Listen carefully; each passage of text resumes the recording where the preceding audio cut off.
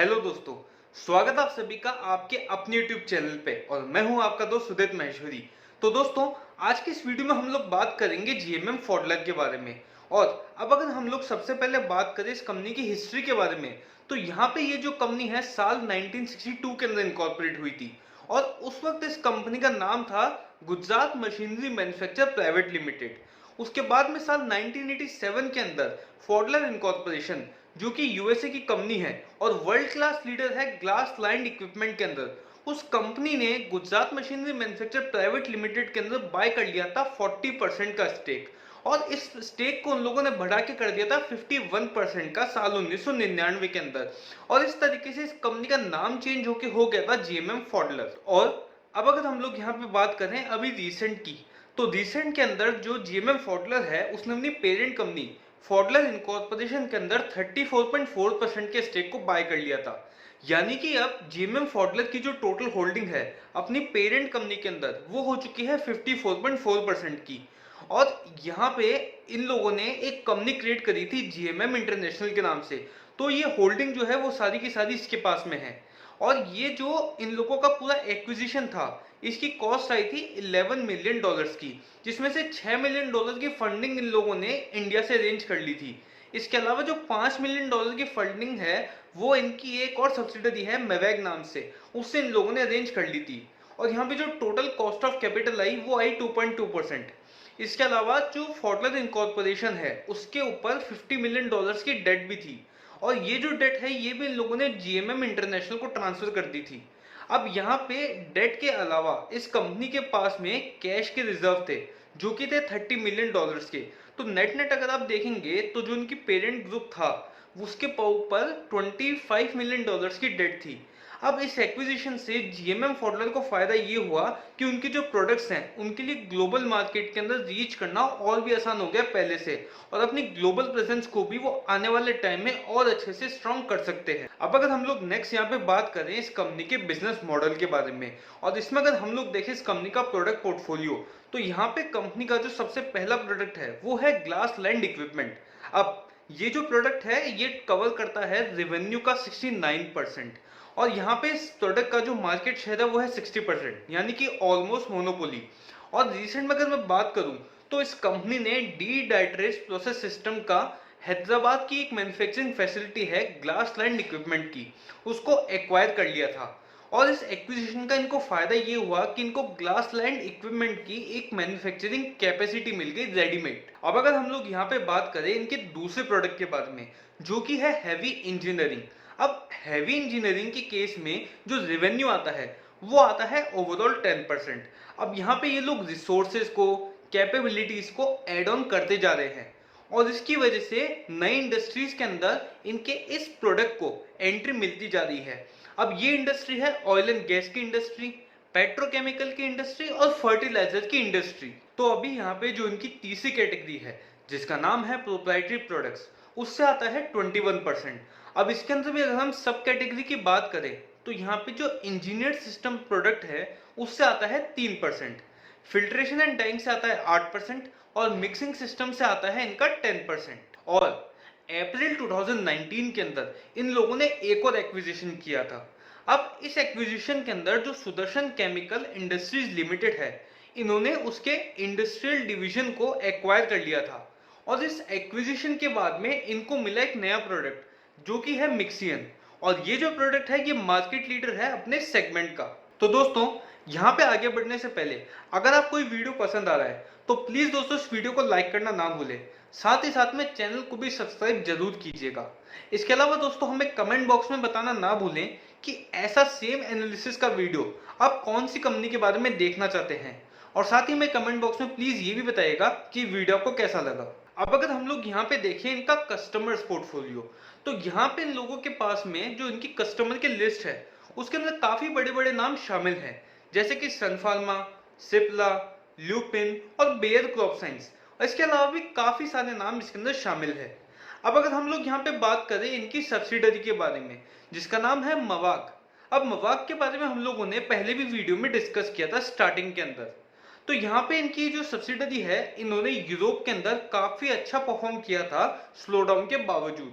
और इनकी जो ऑर्डर बुक है वो भी काफी स्ट्रॉन्ग है। और यहाँ पे ये जो इनकी कंपनी है वो बनाती है highly engineered drawing system, filtration and mixing system. और ये जो कंपनी है वो सप्लाई करती है बायोटेक इंडस्ट्री को, फार्मा इंडस्ट्री को और फाइन केमिकल की इंडस्ट्री को। तो अब अगर हम लोग यहाँ पे नेक्स्ट बात करें उड़ान के बारे में। अब उड़ान से मेरा यहाँ पे मतलब है कि आने वाले टाइम में लोगों ने खुद के लिए क्या टारगेट सेट कर रखे हैं फ्यूचर के लिए, जिससे कि जीएमएम फॉडलर आने वाले टाइम में उड़ान भर पाए। तो अब यहाँ पे फाइनेंशियल ईयर 23 के एंड होने तक इन लोगों ने खुद के लिए टारगेट रखा है 1000+ करोड़ का रेवेन्यू जनरेट करने का। और वहीं पे फाइनेंशियल ईयर 25 के एंड होने तक ये जो 1000 करोड़ है ये इसको बढ़ा के ले जाएंगे 1300 करोड़ प्लस तक। इसके अलावा अब अगर मैं इंडस्ट्री वाइज इनकी सेल्स की बात करूं तो यहाँ पे जो इनकी सबसे बड़ी इंडस्ट्री ये लोग कवर करते हैं वो है फार्मा इंडस्ट्री। अब फार्मा इंडस्ट्री से ग्लास लाइंड इक्विपमेंट की जो ओवरऑल सेल आती है उसमें से 40% की सेल सिर्फ फार्मा इंडस्ट्री से जनरेट होती है। इसके अलावा जो इनके एग्रोकेमिकल की इंडस्ट्री है और जो इनके स्पेशलिटी केमिकल की इंडस्ट्री है वहां से ओवरऑल सेल्स का 50% निकल के आता है। अब अगर हम लोग यहाँ पे बात करें फार्मा इंडस्ट्री के बारे में तो यहाँ पे जो फार्मा इंडस्ट्री की वैल्यूएशन है वो है 40 बिलियन यूएसडी से ज्यादा की। इसके बाद में हम लोग जो हैं वो थर्ड लार्जेस्ट प्रोड्यूसर हैं ड्रग्स के इन टर्म्स ऑफ वॉल्यूम। इसके अलावा इंडिया ही एकमात्र ऐसी कंट्री है यूएसए के बाद में जिसके पास में सबसे ज्यादा अप्रूव प्लांट है यूएस एफडीए से जेनेरिक ड्रग मैन्युफैक्चरिंग के। अब अगर हम लोग यहाँ पे बात करें स्पेशलिटी केमिकल इंडस्ट्रीज के बारे में तो इस सेक्टर के अंदर स्ट्रॉन्ग ग्रोथ आने वाली है डिमांड के अंदर कंज्यूमर इंडस्ट्रीज से। ऐसा क्यों? ऐसा इस वजह से क्योंकि इस इंडस्ट्रीज की कंपनी को जो रॉ मटेरियल है वो कम्पिटिटिव प्राइस पे आने वाले टाइम में अवेलेबल होने लग जाएगा। इसके अलावा इस सेक्टर की कंपनीज के लिए जो एक्सपोर्ट की अपॉर्चुनिटीज है वो भी इंक्रीज होने वाली है आने वाले टाइम में, और वो काफी हद तक ऑलरेडी हो भी चुकी है चाइना के अंदर जो मैन्युफैक्चरिंग फैसिलिटीज है उसके क्लैम्प डाउन होने की वजह से। और अब अगर हम लोग यहाँ पे बात करें नेक्स्ट इंडस्ट्री के बारे में जो कि है एग्रोकेमिकल की इंडस्ट्री, तो अब यहाँ पे एग्रोकेमिकल की इंडस्ट्री के अंदर हम लोग चौथे नंबर पे आते हैं वर्ल्ड वाइड, यूएसए, चाइना और जापान के बाद में। और अब अगर मैं यहाँ पे आपको एग्रोकेमिकल इंडस्ट्री काम क्या करती है वो आसान भाषा में समझाऊं तो रैपिड अर्बनाइजेशन, इंडस्ट्रियलाइजेशन की वजह से फार्म लैंड की आगे जाके इंडिया के अंदर बहुत ही ज्यादा स्केर्सिटी होने वाली है। तो यहाँ पे जो एग्रोकेमिकल इंडस्ट्री है वो अपने केमिकल्स की मदद से कम एरिया के अंदर ज्यादा प्रोड्यूस करने को हेल्प करती है फार्मर्स को। तो यहाँ पे अब जब चाइना के अंदर प्रोडक्शन का क्लैम्प डाउन हो गया है एग्रोकेमिकल इंडस्ट्री के अंदर भी, तो इंडिया की जो कंपनीज है उसके पास में बहुत अच्छी अपॉर्चुनिटी जनरेट हुई है कि वो यहाँ पे ग्लोबली अपने मार्केट शेयर को इंक्रीज कर पाए। और इन सभी इंडस्ट्रीज की ग्रोथ आने वाले टाइम में जैसे जैसे होगी उसका फायदा जीएमएम फॉडलर को भी होने वाला है। अब अगर हम लोग यहाँ पे नेक्स्ट बात करें कंपनी से रिलेटेड रिस्क के बारे में तो यहाँ पे कंपनी से दो मेजर रिस्क रिलेटेड रहती है। पहली आती है रिस्क रॉ मटेरियल से रिलेटेड की। अब यहाँ पे जो कंपनी है जीएमएम फॉडलर, इनका जो मेन रॉ मटेरियल है वो है इनके लिए स्टील। अब जैसा कि भी आपने रिसेंट में देखा ही होगा मार्केट के अंदर स्टील के प्राइसेस ऊपर नीचे हो ही देते हैं। अब जब स्टील के प्राइसेस नीचे रहते हैं तब कंपनी की प्रॉफिटेबिलिटी ऊंची हो जाती है, और जैसे ही स्टील के प्राइसेस बढ़ते हैं उसका सीधा इंपैक्ट आता है कंपनी की प्रॉफिटेबिलिटी के ऊपर। दूसरा जो इन लोगों के साथ में सबसे बड़ा इशू है वो है साइक्लिकल बिजनेस का। अब यहाँ पे जैसा भी हमने थोड़े देर पहले डिस्कस किया था कि कंपनी जो है अपने रेवेन्यू एक्सपेंशन के लिए डिपेंड करती है हेविली दूसरी इंडस्ट्रीज के ऊपर। तो इस वजह से अगर दूसरी इंडस्ट्रीज के अंदर ग्रोथ नहीं आती है तो यहाँ पे इस कंपनी के रेवेन्यू की ग्रोथ भी जो है वो लिमिटेड हो जाती है।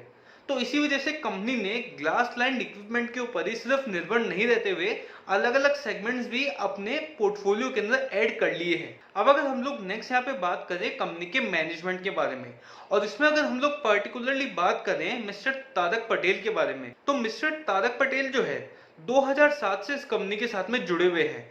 स्टार्टिंग के टाइम में वो इस कंपनी के एग्जीक्यूटिव डायरेक्टर थे और जून 2015 से वो बन चुके हैं इस कंपनी के एमडी एंड सीईओ। अब इस कंपनी में आने से पहले उन्होंने सर्व किया था स्काईलाइन मिलर्स लिमिटेड के अंदर, और इसके अलावा इन्होंने सर्व किया था रेडीमिक्स कंट्रेड लिमिटेड के बीओडी के अंदर।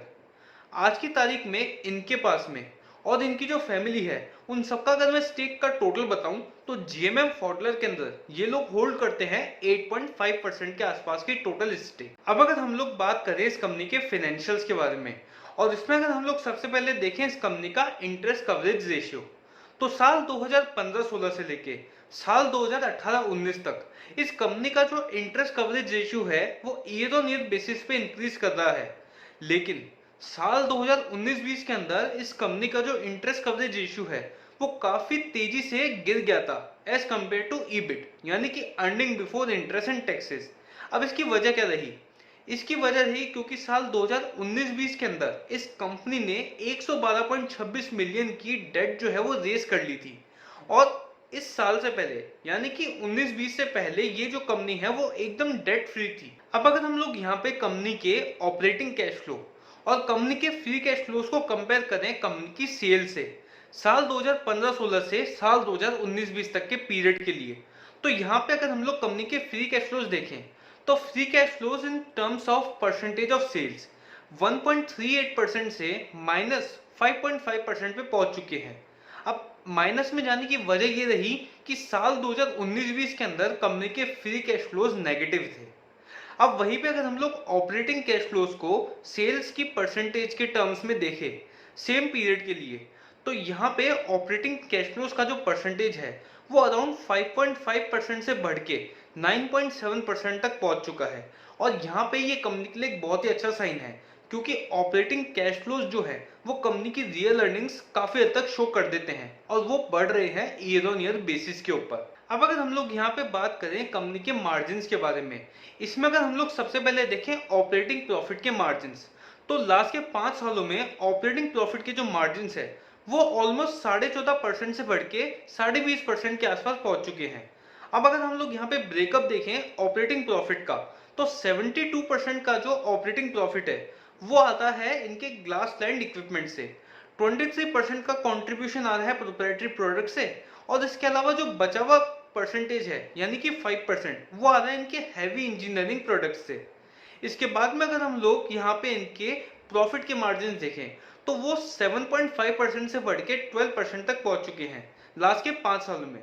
तो इससे हमें पता पड़ता है कि कंपनी के जो मार्जिन है लास्ट के 5 सालों में काफी अच्छे से इंप्रूव हो रहे हैं। और अब अगर हम लोग यहाँ पे नेक्स्ट वैल्यूएशंस के हिसाब से देखें तो अगर हम लोग यहाँ पे इस कंपनी की एंटरप्राइज वैल्यू को डिवाइड करके देखें इस कंपनी के ईबिटा से, यानी कि earning before interest tax and depreciation, तो यहाँ पे मैं आपको बता दूं कि अगर इसकी वैल्यू किसी भी कंपनी के लिए 10 या उससे ज्यादा आती है तो उसका सीधा सीधा मतलब है कि वो कंपनी ओवर वैल्यूड है। और जीएमएम फॉडलर के केस में जैसा कि आप लोग देख सकते हैं कि ये कंपनी ओवर वैल्यूड नहीं है, ये कंपनी हैवीली ओवर वैल्यूड है। और अब अगर हम लोग लास्टली इस कंपनी के कैश फ्लोज की बात करें तो यहाँ पे अगर हम लोग देखें इस कंपनी के ऑपरेटिंग कैश फ्लोज की परफॉर्मेंस लास्ट के 5 सालों में, तो यहाँ पे कंपनी की जो ऑपरेटिंग कैश फ्लोज है उन्होंने काफी अच्छी ग्रोथ रजिस्टर करी है, 14 करोड़ से 50 करोड़ तक वो पहुंच चुके हैं।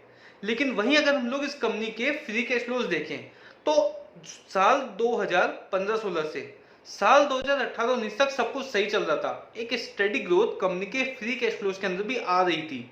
लेकिन साल 2019-20 के अंदर ये ग्रोथ नेगेटिव हो गई, इसकी वजह थी कंपनी के 78 करोड़ की केपेक्स। तो दोस्तों ये था हमारा पूरा वीडियो जीएमएम फॉडलर के बारे में। उम्मीद करते हैं वीडियो को पसंद आया होगा, तो प्लीज दोस्तों इस वीडियो को लाइक करना, शेयर करना और चैनल को सब्सक्राइब करना ना भूलें। और साथ ही साथ में हमें ये कमेंट बॉक्स में जरूर बताइएगा कि वीडियो को कैसा लगा। इसके साथ में ये भी बताना ना भूलें कि ऐसा ही सेम एनालिसिस का वीडियो आप कौन सी कंपनी के बारे में देखना चाहते हैं। तब तक के लिए धन्यवाद।